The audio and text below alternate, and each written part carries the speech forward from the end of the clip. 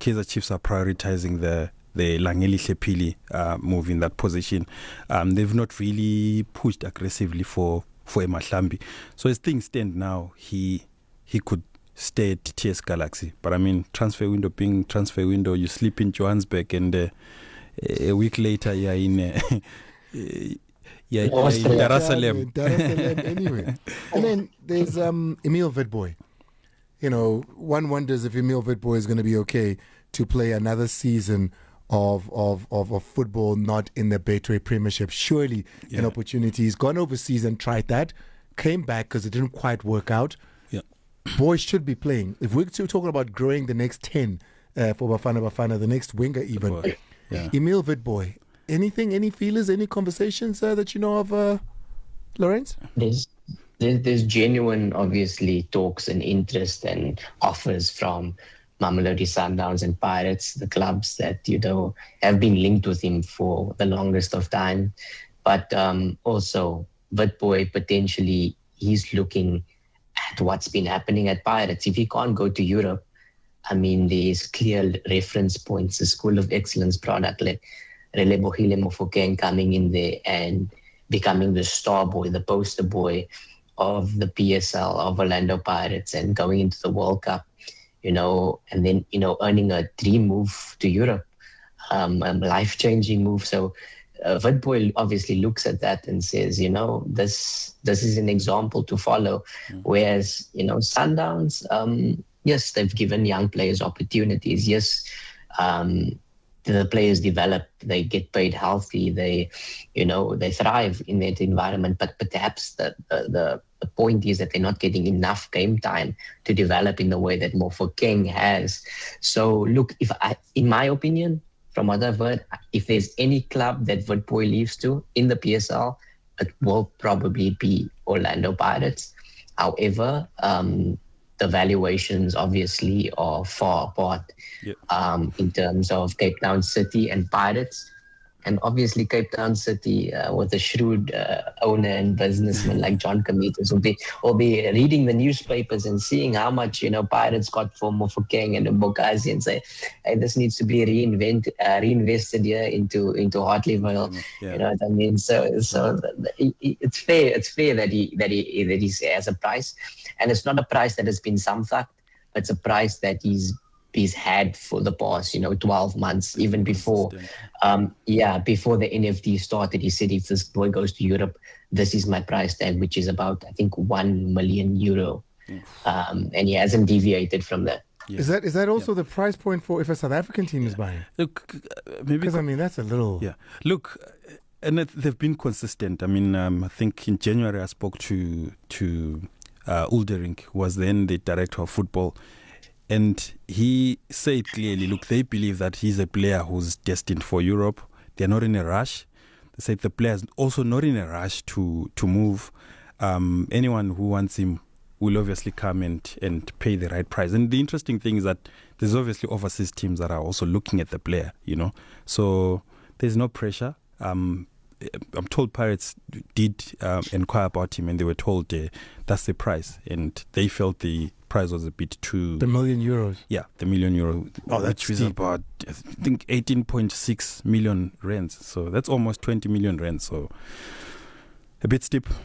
I mean, but is it deserved? Is it warranted? He's a great player. So, I'll leave that in the air. Guys, I'm going to leave it open to you now. Lorenz, I've asked everything that I needed. From your point, what's on your desk right now? I know top of everybody's mind is always Kaizer Chiefs. I'm going to bring that back to Mtor. But on your desk, what's trending right now? What players are seemingly on their way or moving, or what deals are pending? Mandile, I'm just focused on the World Cup final. I can't speak on that. However, I did tell one of my international colleagues, like, oh, guys, I can't wait to get back home. I missed the PSL. So give me 3-4 days. And also I've got something special after the World Cup final that you guys might see. I'm heading to Chicago, so might do something special there, so they can look out for that. Going to be looking out for that. Mto, talk to me. Kaizer Chiefs, what are they doing? Because that's always a big question mark to say, here's a team that came third. Obviously, in order to compete for 1 and 2, they're going to need a little bit of bolstering up. They're saying would love to see a Peter Shalulile come in there, would be a great one, etc. What do you think what are they doing? What do you know? Look, I think they've not been. There's not been a lot of activity in the transfer market in terms of Kaizer Chiefs, at least from what we've gathered. But I think Lawrence also carried the story. Just was it yesterday about the Langeli Pili update? Very interesting. What really fascinated me was that because I think 2 weeks ago when I wrote about the 16 million rand valuation, of course there were people that questioned that, and so a few days ago Young Africans also made a call to Stellenbosch to say, look, we're interested in this player. What would it take to get him to Tanzania? And they were told there is a release clause on his contract of 16 million rands. But in Chiefs' case, they've obviously structured the deal in such a way that you could see an Ashley Dupree going the other direction, and then cash on top. So I think what has had this thing drag on for a while is obviously the cash part. The cash part, they've not found each other in terms of the cash part. But there is positivity around, that whole deal. Who knows how long it's going to take. I think it's a story that we just need to keep following. In terms of other positions, I've not heard of too many players that they've aggressively, gone for to try and sign. I've not heard of too many players that they are looking to aggressively. Are you surprised by that? Not really. Because I get the sense that they're quite happy with a number of positions that they have. I know the left wing position is one that was identified as one position that they want to fill. I know defensive midfield was also a position that they'd identified. Goalkeeper, centre back. They've already brought in a goalkeeper. They've brought in a centre back, and then there's also been considerations of left back. So I don't think they really wanted to go into the market and get a lot of players. Because Lawrence was saying he's surprised that Mabasa is still available in the market, and they've not really gone for him. But then you understand, because they've got and that wouldn't be as expensive a move because he's a free agent. True. But they've got too many players. They have in that position. They've got way too many players. They've got Igodaro, they've got Flavio da Silva, they've got Wandile Duba. They still have Batman. They still have they only let go Tash now.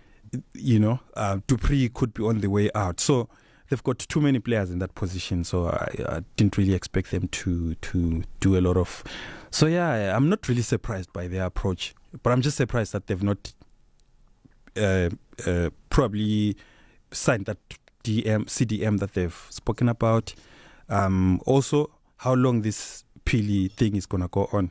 If it's not happening, you move on and get it. Do you know why I'm surprised? I'm surprised because you got the current holders of the Betway Premiership aggressively in the market. Orlando Pirates, aggressively in the market, competing for some of the best players. And they've got not a small squad, right? Sundowns as well. These are the Champions League winners. They're aggressively fighting in the market. And to have a Chiefs sit back and say, we might have too many players, we're not going to aggressively...